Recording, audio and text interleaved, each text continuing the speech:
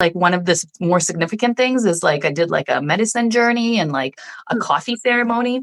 And I remember so clearly how in the coffee ceremony, you're supposed to drink your coffee and you're supposed to tell your cup, like whatever you want to, I wanted to see what was going to happen in the future.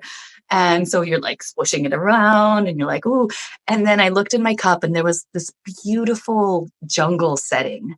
And it just like, as I twisted it, it just like kept on showing me more. It was really interesting. So then animals appeared and I remember the jaguar and the monkeys and everything. And I was like, oh, that's interesting.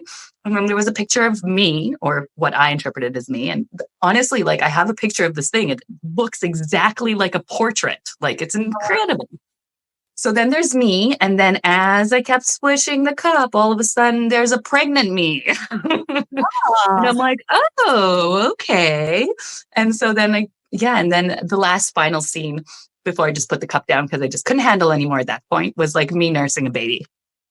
So I was like, okay, that's enough. Thanks very much. I'm in my 20s.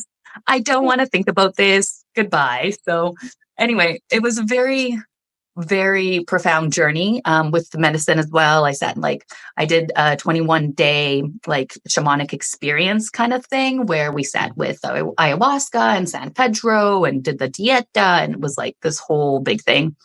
And that showed me a lot how like the life that I was having before wasn't really fitting in what I wanted next, because I wanted a much more natural life, one way more in touch with nature, with plants, with medicine, with animals, with like basically a much better tree to person ratio, as I like to call it, and ocean and all these things.